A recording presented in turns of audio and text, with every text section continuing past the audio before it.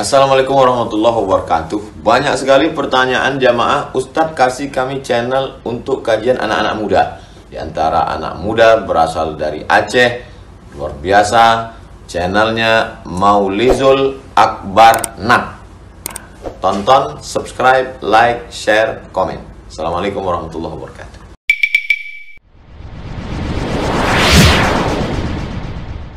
Assalamualaikum warahmatullahi wabarakatuh.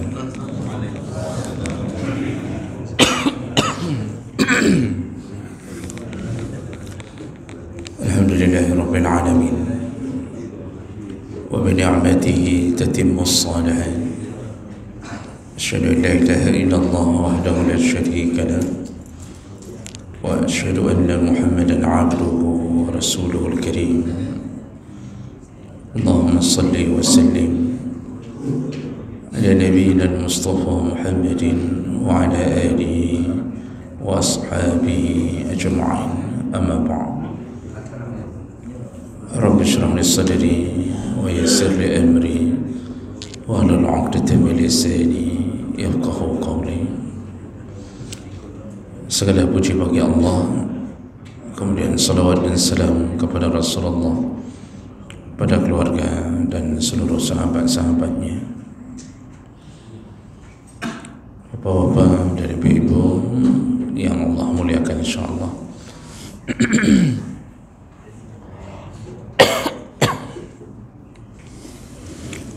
Kita akan sambung pelajaran kita. Di pertemuan kita yang terakhir, kita membahas tentang membayar zakat fitrah.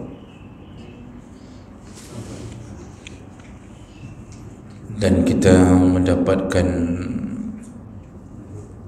pengetahuan bahawa zakat fitrah itu dibayarkan. Ada yang waktu wajib, kemudian waktu haram, waktu sunnah, waktu yang makruh, waktu yang haram, dan waktu yang mubah. Dan tentu ada perbedaan pandangan dari para ulama. Sekedar mengingatkan ulang, zakat fitrah itu diwajibkan membayar, artinya sudah datang waktu wajib bayar, yaitu ketika selesai terbenamnya matahari. Terbenamnya matahari di malam hari raya atau di hari terakhir Ramadan, itu wajib bayar. Kemudian waktu yang sunnah, yaitu setelah salat subuh atau setelah selesai salat fajar atau salat subuh di hari raya sampai imam menaiki mimbar. Kemudian ada waktu yang makruh, yaitu membayar zakat fitrah setelah selesai khutbah atau setelah selesai hari salat hari raya. Makruh, tapi masih boleh, yaitu setelah selesai salat sampai terbenam matahari di hari raya pertama, yang kawat makruh. Kemudian ada waktu yang haram, yaitu ketika terbenam matahari di hari raya pertama. Artinya barang siapa yang tidak membayar zakat sebelum terbenam matahari di hari raya pertama, maka dia jatuh ke waktu yang haram, berdosa besar, dianggap tidak membayar zakat. Walaupun begitu, dia tetap wajib membayarnya, yaitu mengqadha zakat fitrah yang telah dia tinggalkan. Untuk menutupi dosa-dosanya, maka diwajibkan bertaubat untuk tidak mengulangi perbuatan itu di hari raya berikutnya. Nah, kemudian waktu yang mubah adalah itu ketika datangnya Ramadan. Itu sudah boleh bayar menurut pandangan mazhab Syafi'i. Dibolehkan membayar zakat fitrah dari awal Ramadan. Tapi menurut Hambali dan Maliki, yaitu dibolehkan hanya sehari atau 2 hari sebelum datangnya Ramadan. Nah, itu waktu boleh, waktu mubah. Tapi menurut Syafi'i, dari awal Ramadan sudah boleh membayarkan fitrah. Baik, itu sekadar pengingat ulang tentang apa yang kita pelajari. Masih tersisa sedikit pengetahuan tentang zakat fitrah berikutnya, yaitu bolehkah membayar zakat fitrah dengan uang, atau wajibkah membayar zakat fitrah dengan makanan pokok? Nah, ini yang kemudian juga menjadi perbedaan di antara para ulama. Pandangan yang pertama, yaitu pandangan mazhab Hanafi, mengatakan bahawa zakat fitrah itu hanya boleh dikeluarkan dengan 4 benda. Jadi zakat fitrah itu hanya boleh dikeluarkan 4 jenis benda. Apa dia? Yaitu al-hintah, gandum, wasyair. Syair ini jenis lain dari gandum, tapi masih mirip gandum. Dan ini juga sering dikonsumsi oleh orang Arab. Kemudian wat-tamar, dan kurma, waz-zabib, dan anggur kering atau kismis. Jadi menurut mazhab Hanafi, untuk mengeluarkan zakat fitrah hanya boleh dengan 4 benda ini saja, tidak boleh lain. Nah,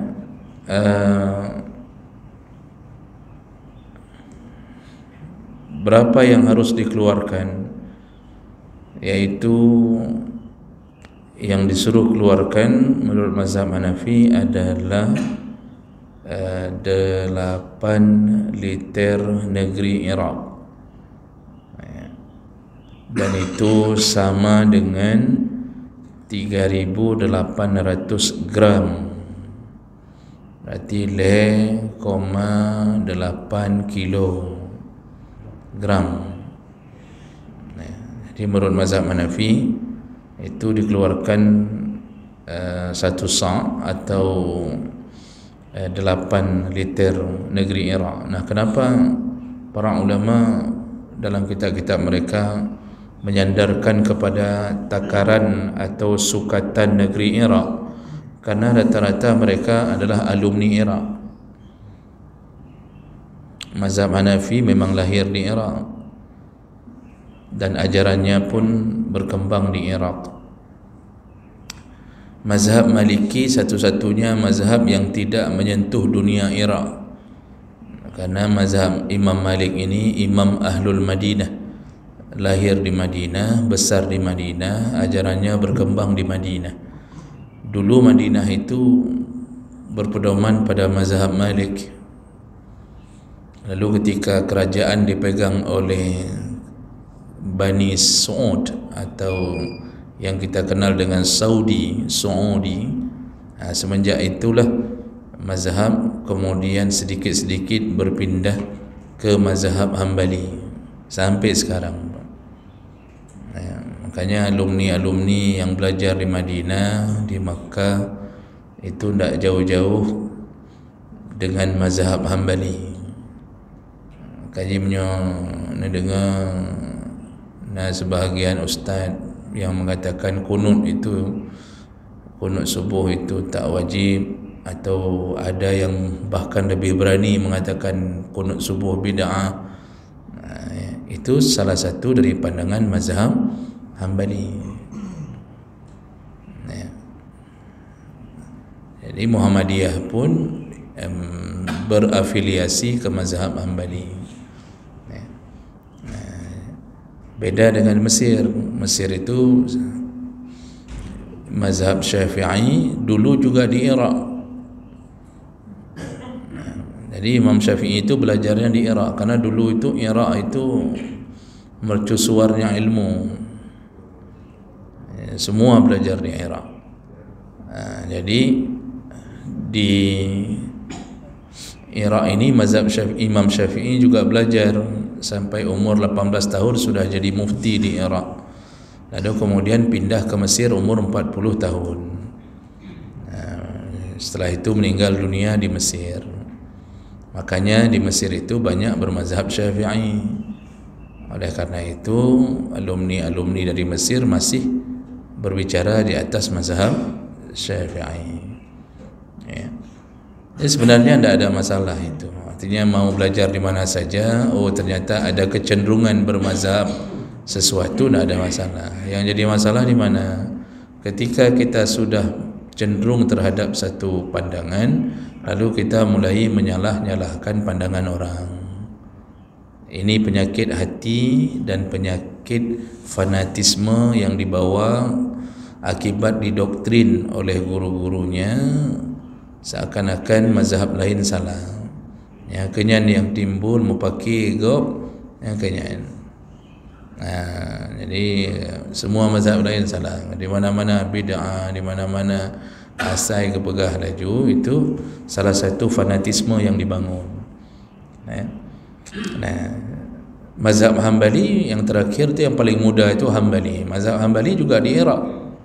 Jadi dari 4 mazhab yang mujtahid masyhur ini, 3-nya di Iraq, alumni Iraq. Jadi satu-satunya yang bukan itu adalah Imam Malik. Cuma yang menariknya Imam Syafi'i itu dikenal paling alim di Iraq. Ketika beliau belajar, ketika pindah ke Mesir, banyak pandangan beliau yang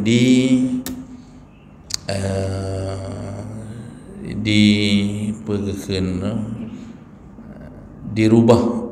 Banyak pandangan beliau dirubah, sehingga beliau itu punya 2 pandangan, yaitu pandangan di Iraq disebut dengan qaul qadim, yaitu pendapat yang lama, dan semenjak di Mesir beliau punya qaul jadid, yaitu pandangan yang baru.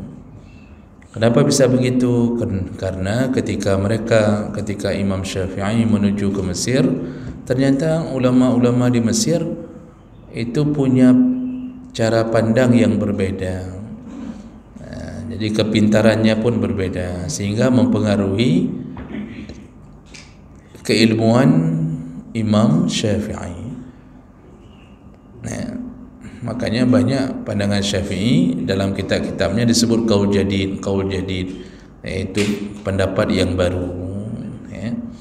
Ini contoh misal, dulu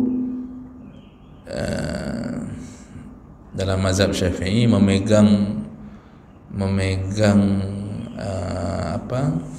pantat.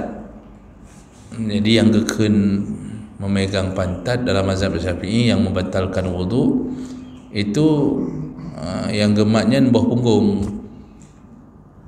punggung. Kayak mana buah punggung ini? Aso punggung. Jadi kalau sudah terpegang asal punggung, itu batalah mazhab dalam pandangan yang lama. Ternyata begitu sampai di Mesir, beliau mengubah pandangannya. Jadi yang disebut batal yaitu garis punggung, garis dubur. Jadi menyokeneng dalam garisnya baru batal. Kalau cuma pegang buah punggung tadi, daging di pantat tadi, itu tidak batal. Begitu contohnya. Nah, jadi banyak itu yang lain. Jadi kehidupan masyarakat Mesir mempengaruhi keilmuan dan perkembangan Imam Syafi'i. Jadi begitulah para mujtahid memperdalam ilmunya. Nah, jadi Hanafi mengatakan bahawa yang wajib dibayarkan adalah 3,8 kilogram. Kenapa beliau mengatakan itu? Beliau berdalil bahawa Nabi SAW ketika berwudu, beliau berwudu dengan air sejumlah 1 mud 2 liter. Beliau pernah berwudu dengan ukuran 1 mud 2 liter. Dan beliau pernah mandi dengan 1 sa' air samaniyatu artal, yaitu 8 liter. Jadi ini berdasarkan hadis Nabi SAW. Jadi karena Nabi pernah mandi junub dengan air 1 sa', maka beliau mengkiaskannya ke zakat. Jadi ukuran yang wajib dibayarkan zakatnya 1 sa', yaitu 8 liter negeri Iraq.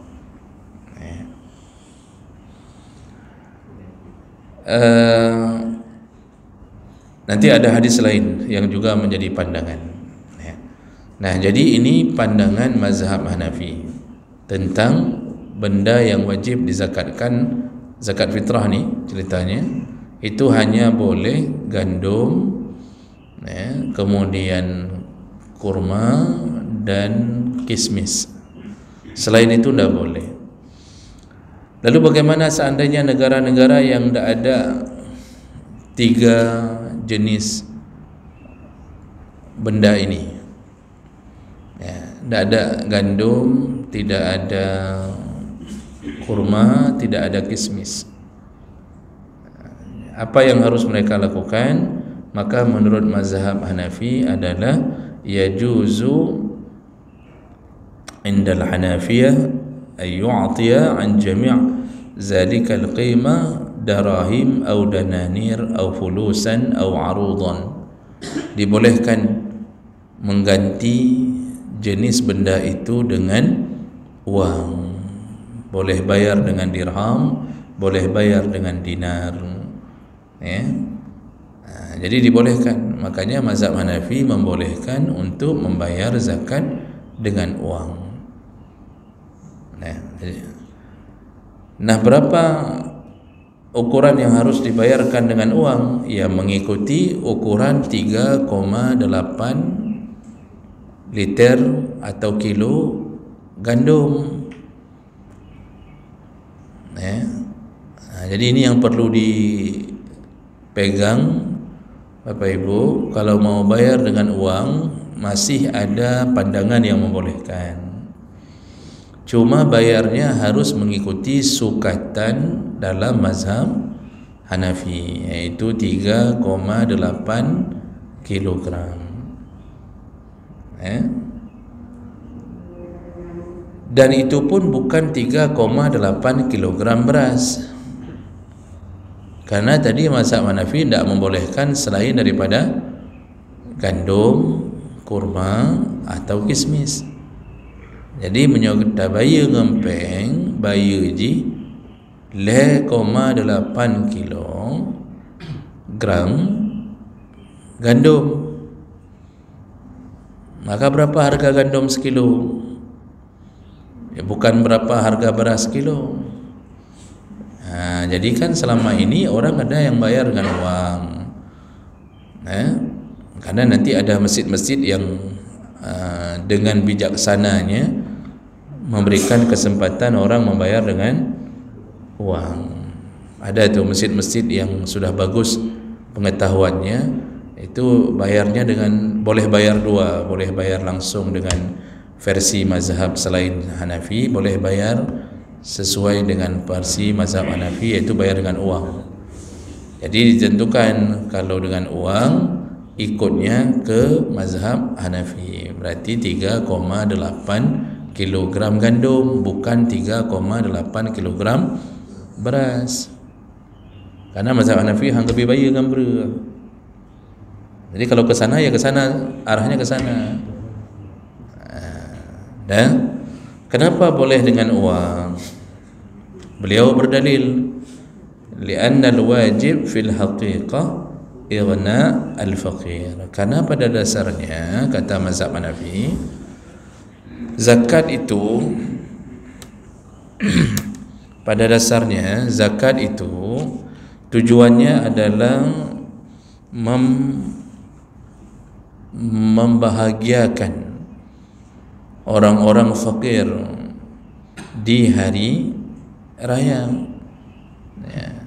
Dan kebahagiaan orang fakir itu paling dapat ketika mereka dibayarkan zakat dengan uang, ya. Karena dengan uang mereka bisa mencukupi kebutuhan untuk berbahagia di hari raya.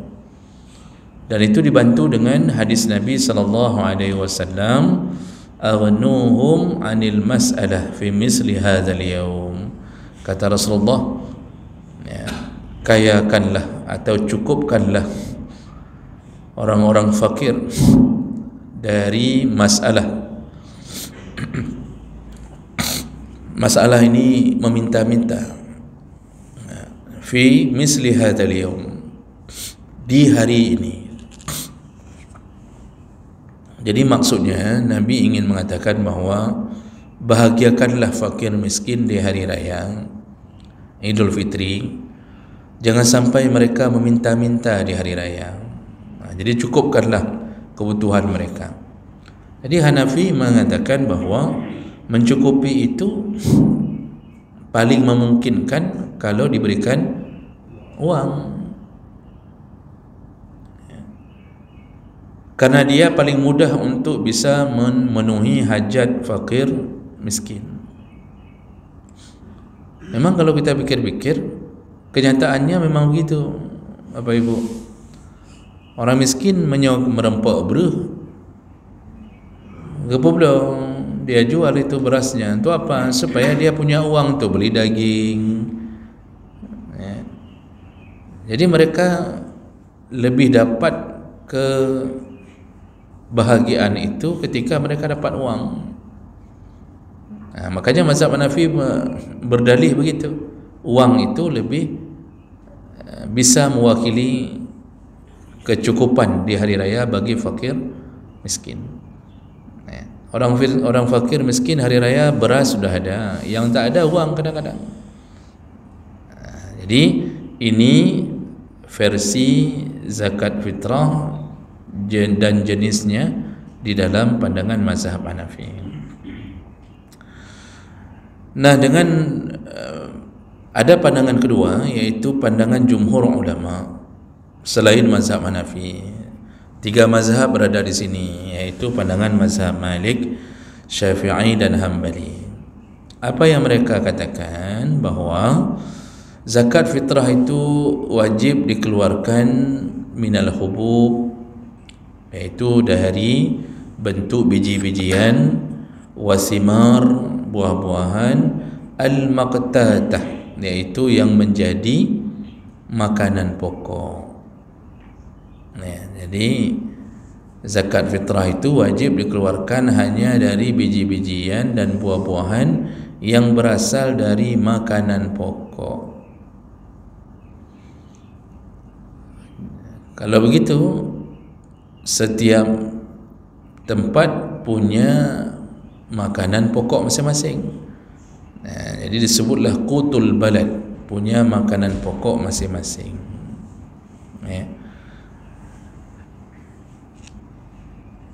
Kalau di dunia Arab, ya tentu makanan pokoknya juga gandum, kurma, kismis,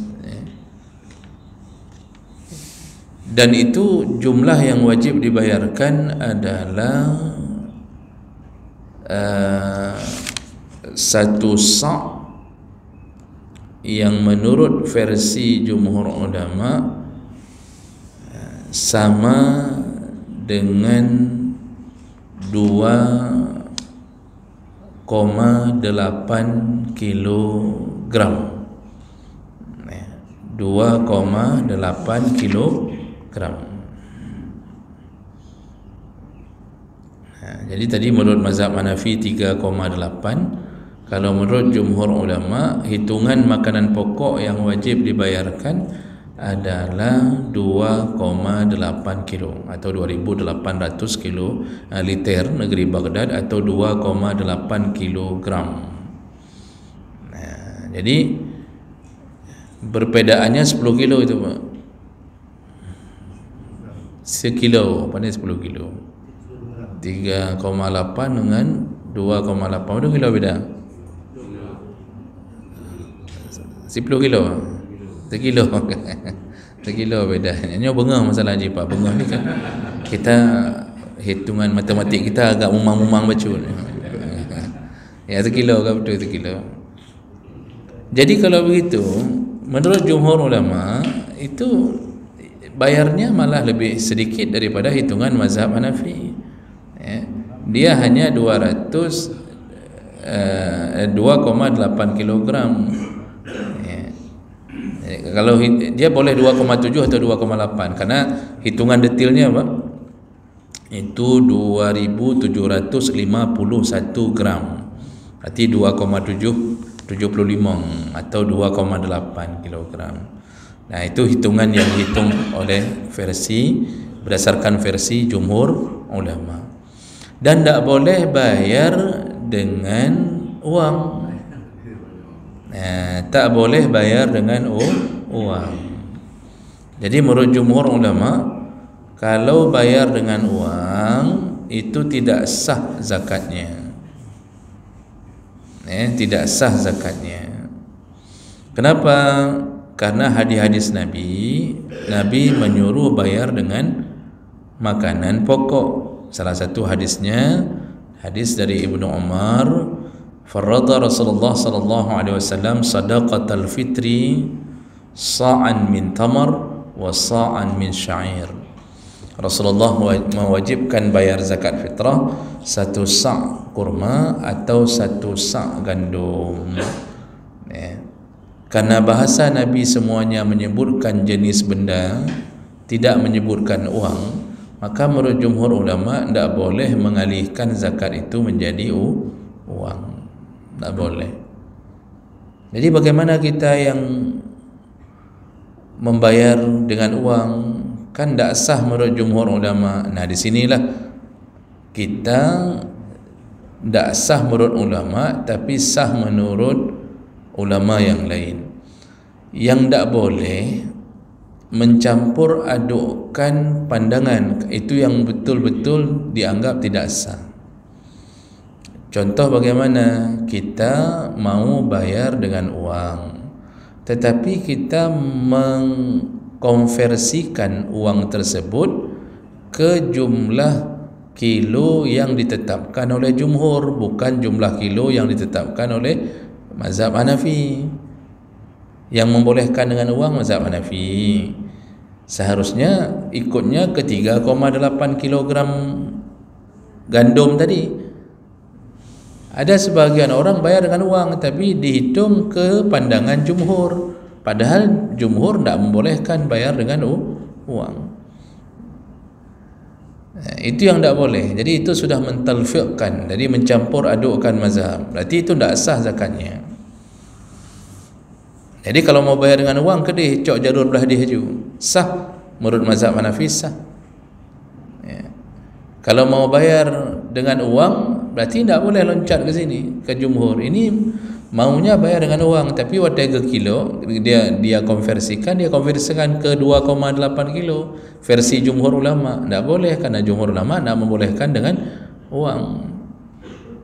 Nah, jadi dengan begitu kita tahu bahwa bayar zakat dengan uang itu lebih mahal daripada bayar zakat dengan versi jumhur, yaitu dengan makanan pokok.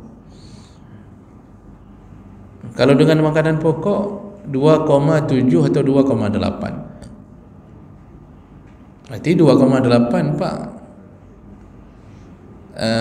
1 sa' beras 15 kilo.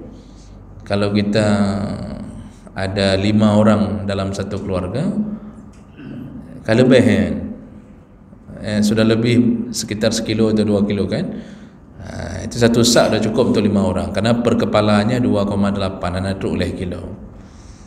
Tapi kalau mau bayar dengan uang, itu harus ikuti pandangan mazhab Hanafi. Berarti per kepalanya dihitung saja gandum 3,8 kilo berapa gandum. So yang makan gandum, enggak ada yang toko kelontong satu orang pun di sini. Gandum 1 kilo gandum kan, yang tepung berapa ibu? 12.000 per kilo tepung gandum. Okey. 12.000 berarti kalau 3,8 12 56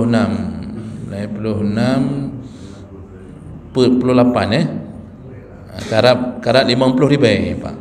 Per kepala 50.000 per kepala. Berarti ada 5 orang, 5 kali 5 aja. Kalau membayar dengan uang berarti 250.000 yang dibayarkan zakat fitrah kalau mengikuti pandangan mazhab Hanafi. Jadi yang jangan dan tidak boleh kita ngambil ke konversi pandangan jumhur, yang pandangan jumhur ulama tidak membolehkan bayar dengan uang. Nah, kalau begitu dua pandangan ini boleh dilakukan. Cuma kalau prinsip ekonomi, kalau ada yang murah, kenapa cari yang mahal? Nah, lebih murah bayar dengan 2,8 kilo. Sedangkan satu sak berapa? Merek sendok Wartuh 205. Itu sudah lebih itu untuk 15 sak itu sudah lebih. Mazhab Hanafi belum cukup, masih harus tambah 50.000 lagi itu. Tapi istilahnya begini, kalau seandainya mau bayar dengan makanan pokok versi jumhur itu lebih aman dan lebih murah.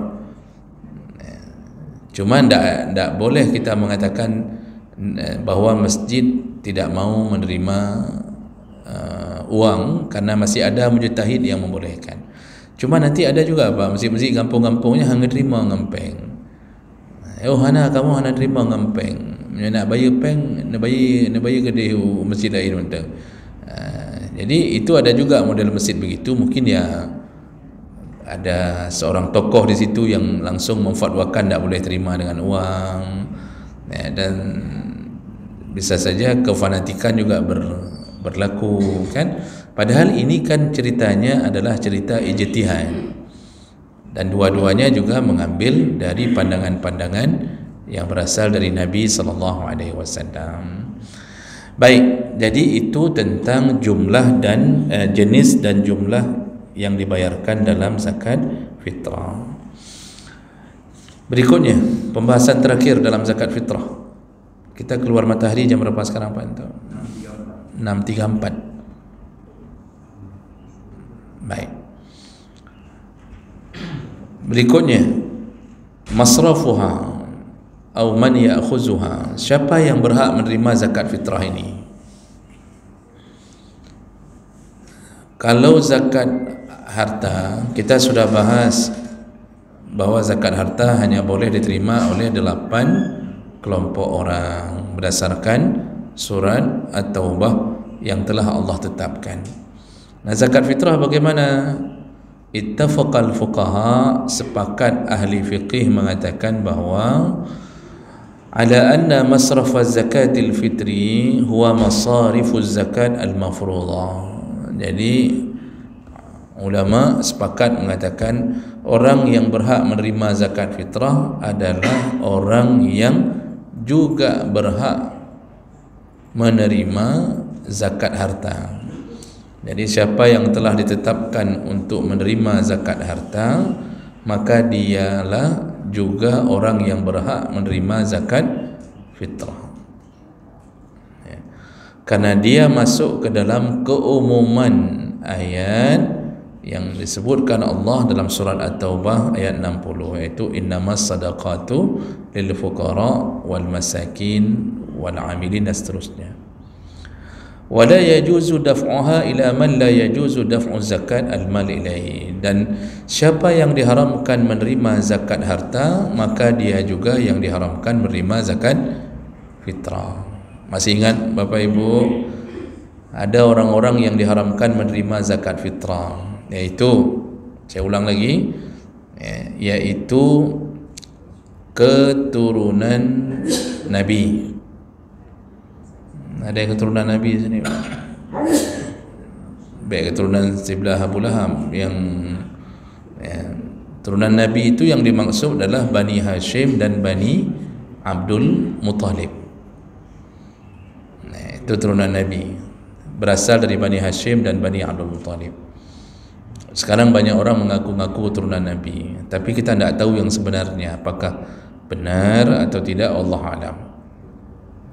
Tak boleh terima itu zakat fitrah. Kemudian orang kaya. Siapa ukuran orang kaya yang tak boleh terima zakat fitrah? Sama seperti zakat harta, yaitu mereka yang hidupnya di atas taraf hidup orang miskin. Definisi miskin kan sudah kita pelajari, yang punya harta tapi tidak mencukupi.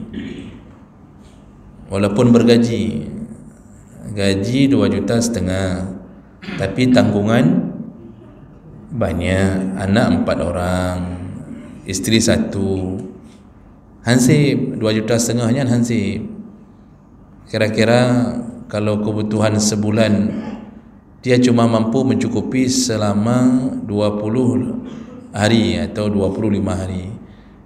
Hansip, tiap-tiap akhir bulan tu dah mulai bingung ambil uang dari mana, berhutang sana.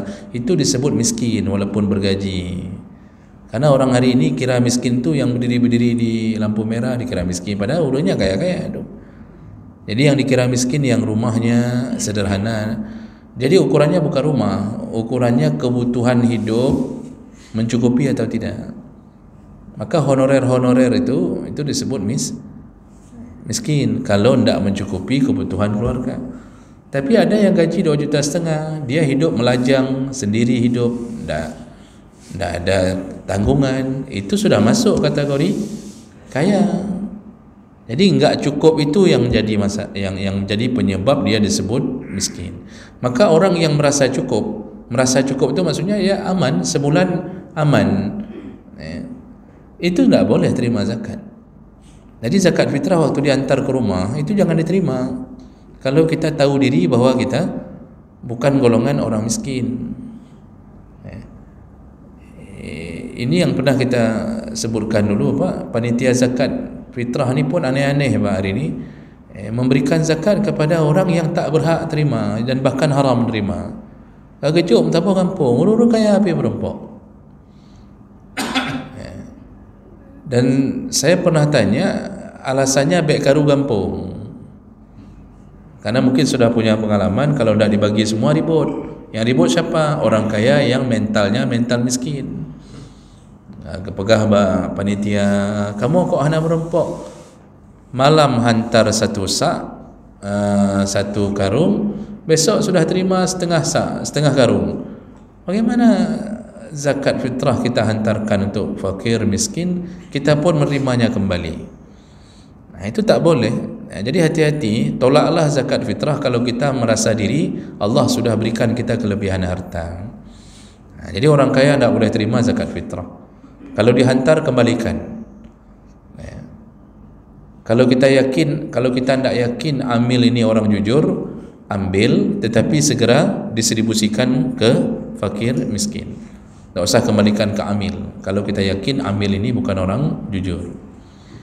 Nah, kemudian siapa lagi yang haram terima zakat? Yaitu orang-orang yang wajib kita tanggung nafkah. Jadi tidak boleh kasih zakat fitrah ke anak sendiri. Anak tidak boleh kasih ke orang tua yang wajib dia tanggung nafkah. Kalau kita sedang memelihara anak yatim, anak-anak dari adik kita, itu keponakan kita, maka tidak boleh kasih zakat fitrah ke dia, karena dia wajib kita tanggung nafkahnya. Suami tidak boleh kasih zakat fitrah ke isteri, tidak boleh. Isteri yang boleh kasih ke suami Karena suami bukan tanggungjawab nafkah isteri. Jadi kalau suami miskin, isteri kaya, suami honorer, isteri P3K, so lebih isteri bacut. Jadi suami tak ada rezekinya, isteri punya rezeki banyak, emasnya banyak, datanglah waktu untuk membayar zakat fitrah, maka isteri boleh kasih zakat fitrah ke suaminya yang miskin. Boleh, karena dia bukan tanggungjawab nafkah. Kemudian satu lagi, orang yang tak boleh terima zakat yaitu orang-orang yang dihidupkan atau dinafkahi oleh orang-orang kaya. Isteri miskin tapi suaminya kaya, maka si isteri ini tak boleh terima zakat dari siapapun. Jadi ada pertanyaan ke saya, pernah ditanyakan 2 tahun yang lalu itu, ditanyakan ibu-ibu yang honorer di satu instansi, tapi honorer ibu-ibu ini honorer, gaji-gaji 2 juta menan kan, dan mereka tentu merasa tidak cukup. Dan perempuan kalau merasa tidak cukup kan tidak cukup untuk kebutuhan pribadi, jadi ditawarkan zakat. Ditanyalah ke saya bilang, suami ibu kaya atau tidak? Ya kaya lah Ustaz, maksudnya lumayan lah cukup. Kalau suami kaya, maka tak boleh orang yang ditanggung oleh orang kaya ini menerima zakat dari siapapun. Tak boleh. Kita kaya, anak kita miskin, selama ini yang membiayai hidup dia kita, maka anak kita ini tidak boleh terima zakat fitrah. Jadi menyobak zakat baik mensunuh, jangan bersunus-sunus di dalam mencari zakat. Karena itu ingat konsep hadis Nabi, al-yadul ulya khairun minal yadis sufla. Tangan di atas selalu lebih baik daripada tangan di bawah. Aneh sekali kalau ada orang kaya tapi mental miskin tu aneh. Zakat fitrah bengeh sampai marah kalau tidak dikasih zakat fitrah ke rumah dia, itu aneh sekali. Dia kaya tetapi pingin makan zakat fitrah yang sesuatu yang telah diharamkan Allah untuknya. Kan banyak orang-orang begitu Pak. Kan sering kita kasih tahu, misal orang kaya ni kalau sudah mentalnya miskin Pak, itu akhlaknya menjadi buruk. Pertama, dia kurang sedekahnya, lalu selalu merasa bahwa dia miskin. Kalau ditanya sama saudaranya minta bantuan, dia mengatakan, "Bo pandai nak kaya dah long. Hana tapu cik long." Jadi dia ingin selalu dia dianggap miskin. Padahal ketika kita diminta tolong orang karena orang tahu kita punya, itu salah satu jalan Allah untuk memudahkan kita masuk surga bagi kita yang diberi Allah rezeki. Akibat merasa miskin, dia selalu merasa dia yang berhak terima, padahal tangan di atas selalu lebih baik daripada tangan di bawah. Dan ketiga, buruknya akhlak orang kaya yang merasa miskin adalah dia akan menipu untuk bisa sesuai dengan kategori miskin. Jadi ada kriteria beasiswa untuk anak-anak, anaknya masuk kuliah, ada beasiswa orang miskin, diberikan beasiswa untuk kalangan orang miskin. Memang diminta sampai nanti disuruh foto rumah, foto ampere listrik, disuruh jelaskan berapa gaji orang tua. Jadi orang kaya ni karena ingin anaknya dapat beasiswa, ditipunya semua Pak. Yang difoto kandang ayamnya di belakang. Kemudian meteran ampere listrik yang diambil ampere listrik tetangganya, ditipunya. Di panitia Pina Bangai Ro tak pernah dia cek apa betul apa enggak, yang penting ada foto selesai. Minta surat miskin sama Pak Kecil. Di Pak Kecil kalau tak kasih surat miskin, tak mau dibantu lagi apapun, atau nanti diancam, nyonya surat kasin, ira ni belum pegasian, kata seorang kaya ini. Jadi kasihlah surat miskin kepada orang kaya. Pertanyaannya, apa hukum beasiswa itu? Haram. Makanya anak kita itu jadi model-model anak-anak habis kuliah pak tetap dah biar-biar, dah dahar-dahar, dah bangai-bangai. Kenapa? Pajuh selama kuliah pajuh penghara mata orang gazin. Itu memang diperuntukkan untuk orang miskin. Lalu kita ambil hak salah seorang di antara mereka, kita minta untuk kita paksakan dengan penipuan-penipuan, itu tak boleh. Jadi kalau ambil beasiswa ya jalur-jalur prestasi, jangan ambil dari jalur untuk membantu atau subsidi kepada orang miskin. Jadi itu bermasalahan kalau orang kaya sudah jadi miskin, sehingga tidak malu lagi menerima zakat fitrah, tak malu. Padahal di rumah Brio satu, CRV satu, itu di rumah. Itu jangan tanya dalam rumah. Lampu kristal di mana-mana bergantung-gantung. Sampai truk langkah mana lampu kristal. AC 2 PK, kalau tidak 2 PK tidak sah hidupnya tu. Rice cooker itu model yang tak usah taruh beras, bisa masak sendiri. Jadi cukup canggih udip. Kalau TV nak bisa TV biasa, harus smart TV. Jadi hidup serba mewah. Teruk buat zakat fitrah, kau terima zakat fitrah. Yang model-model begini kan tak tahu lagi bagaimana harus kita nasihati kalau mental sudah sangat miskin. Jadi inilah tentang orang-orang yang juga tak boleh menerima zakat fitrah, sama seperti orang-orang yang tak boleh menerima zakat harta. Baik, harus diberikan ke amil atau boleh bagi sendiri? Kalau zakat fitrah Pak, itu memang sebaiknya dibagi melalui amil, diberikan melalui amil. Kalau zakat fitrah sebaiknya, tapi tidak wajib, diberikan melalui amil. Kenapa? Kalau di tangan amil, waktu dibagi didistribusikan itu lebih merata. Kalau kita membagi-bagi sendiri zakat fitrah, akhirnya bertumpuk kepada orang-orang tertentu saja. Maka lebih baik tajuk kampung, lebih baik tajuk maksudnya ke di mana yang ada dibuka panitia, kasih ke situ. Kenapa? Karena lebih merata waktu distribusi.